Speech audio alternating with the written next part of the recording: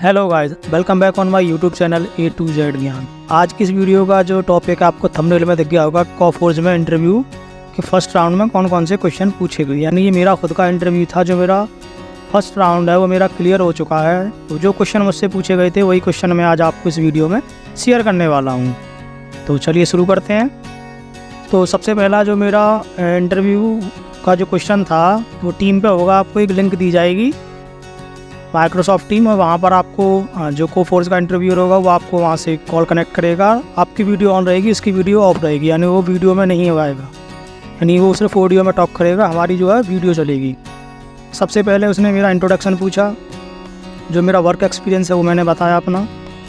MNC में कितना है, लोकल कंपनी में कितना है, ऑल ओवर कितना है, और C#, SQL यानी पर्टिकुलर सारी चीज़ें उसने पूछी कि अलग अलग कि आपको किस में है, C# में कितना है, HTML CSS में कितना है, वो सारी चीज़ें उसने पूछी। और आपने कौन कौन से प्रोजेक्ट पर वर्क किया है। तो सबसे पहले उसका क्वेश्चन था व्हाट इज़ सिंगलटन पैटर्न और how to implement and write the code. यानी सिंगलटन पैटर्न क्या होता है, उसको कैसे यूज़ करते हैं और कैसे इम्प्लीमेंट करते हैं। तो ये चीज़ आपको एग्जाम्पल के साथ बताओ। तो मैंने उसको इसकी थ्योरी बताई और उसका एग्जाम्पल जो था वो भी बताया, और मैंने इम्प्लीमेंट इसको करके दिखाया टीम पर। यानी नोटपैड ओपन करा लिया, हमारी स्क्रीन शेयर थी, उस पर सारी चीज़ें मैंने इंटरव्यूअर को बताई। उसके बाद मैंने क्या किया था कि सिंगलटन में मैंने जो प्रॉपर्टी बनाई थी उसमें असिंक्रोनाइज यूज़ किया था। यानी क्वेश्चन नंबर जो 2 है।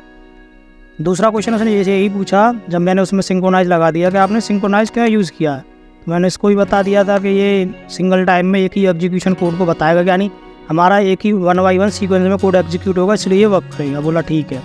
उसके बाद उसने नेक्स्ट क्वेश्चन जो किया था उसी के रिगार्डिंग था कि जो हमने सिंगलटन पैटर्न इस्तेमाल किया है उसमें हम इनहेरिटेंस इम्प्लीमेंट कर सकते हैं। यानी हमने एक नई न्यू क्लास क्रिएट की, उसमें हम इसको इम्प्लीमेंट कर सकते हैं क्या नहीं कर सकते हैं। तो मैंने इसके लिए बेसिकली मना कर दिया था उससे। तो उसने पूछा क्यों, तो क्यों का मैंने इसको जवाब नहीं दिया, लेकिन बाद में मैंने इसको पढ़ा था। तो हम उसको इस्तेमाल कर सकते हैं, पर उसको चेक करना पड़ता है। जो यहाँ पर मैंने बताया कि उसको चेक करना पड़ता है कि ये हमारी सिंगलटन पैटर्न की किसी पॉलिसी को ब्रेक या उसको वायलेशन तो नहीं कर रहा है। तो उसके बाद उसका अगला क्वेश्चन था, ये क्वेश्चन पूछने के बाद में फिर उसका क्वेश्चन था एक प्रोग्राम लिखना है C# में आपको, और ये मेरा नाम है, इसमें आपको बताना है कि M कितनी बार आया है, बाकी जो लेटर है वो कितनी बार आए हैं, और उनका काउंट आना चाहिए। तो उसने मेरे को लिख के दिया था, इससे ये भी आपको दिखाने M > साइन लगाने के बाद 1 टाइम A ऐसे एंटर दे के उसको इसके इस व्याप पे हमको शो कराना था आउटपुट। तो मैंने इसके C# के प्रोग्राम को लिख दिया था। इस प्रोग्राम में लगभग मेरे को 10 से 15 मिनट लग गए थे लिखने में। तो उसने बोला ओके प्रोग्राम ठीक है। फिर हम वापस आ गया वो हमारी SQL की क्वेरी में। यानी उसमें सेक्शन ये नहीं था कि वो पहले C# पूछ लें फिर SQL।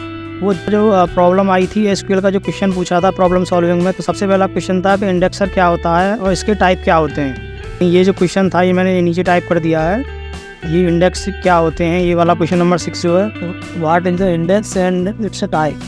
मैंने इसकी थ्योरी बताई, फिर इसके एग्जांपल बताए। फिर उसने मेरे को अगला क्वेश्चन पूछा कि SQL की टेबल क्रिएट करके दिखाओ, एम्प्लॉय नाम की उसमें कुछ फील्ड थे, उस टेबल को क्रिएट करने का सिंटैक्स लिख के दिखाओ। उसके बाद में क्लस्टर और नॉन क्लस्टर इसके लिए बना के दिखाओ। तो मैंने वो दोनों चीज़ें इसके लिए बना के दिखाई। उसने देखा, बोला हाँ ओके ये भी ठीक है। 7 है, इसमें क्या था कि उसने मेरे को एक पिक सेंड की थी SQL की, उसमें एक टेबल थी, उसमें मल्टीपल क्वेरी थी, मल्टीपल डिवाइस ID थी और लॉगिन टाइम था। उसके बिहाफ पे एक आउटपुट दिया था कि ये टेबल है, इस टेबल के अकॉर्डिंग हमको आउटपुट दिखाना था, उसके लिए क्वेरी लिखनी है। तो मैंने उसको एक क्वेरी लिख के दिखाई थी।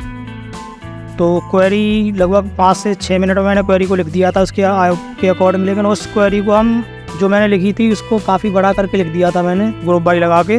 उसको सिंपली जो उसको आउटपुट चाहिए था उसको हम डिस्टिंक्ट से भी निकाल सकते थे।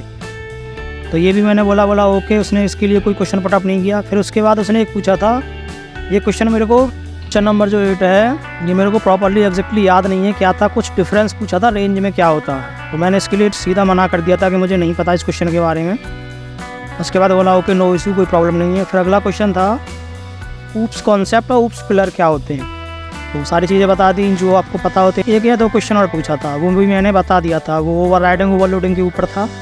उसमें क्या था कि ओवरराइडिंग क्या होती है, ओवरलोडिंग क्या होती है, कैसे कैसे क्या चीज़ होती है, वो सारी चीज़ें बताई। एक कंस्ट्रक्टर का भी शायद उसने कुछ पूछा था, तो मैंने वो भी बता दिया था। उसके बाद उसने पूछा कि गार्बेज कलेक्टर क्या होते हैं। मैंने उसको ये भी क्वेश्चन का जवाब दे दिया था। फिर उसके बाद उसने पूछा था मेरे से what is the design pattern and it's type, यानी आज जो डिज़ाइन पैटर्न क्या होता है और इसके टाइप क्या होते हैं, और आपने जो प्रोजेक्ट बनाया है करंट में उसमें कौन सा डिज़ाइन पैटर्न यूज़ किया था। तो मैंने उसे बताया था डिज़ाइन पैटर्न होता है, क्या चीज़ होती है डिज़ाइन पैटर्न, इसकी कौन कौन से टाइप होते हैं, कैसे इसको इम्प्लीमेंट करते हैं, क्या इसको चीज़ें ये प्रोवाइड करवाता है, डेवलपर को क्या क्या चीज़ में ये हेल्प करता है, वो मैंने इसको सारी चीज़ें बता दी। और करंट प्रोजेक्ट के बारे में बताया था, इसने मेरी करंट कंपनी के जो प्रोजेक्ट थे लगभग मैंने 3 प्रोजेक्ट पर काम किया था MNC में, तो मैंने तीनों प्रोजेक्ट के बारे में उसको बता दिया था। विंडो एप्लीकेशन पर भी वर्क किया था मैंने, कोर पर भी किया था और MVC में भी था। मैंने ये क्वेश्चन बता दिया, बोला ओके ठीक है।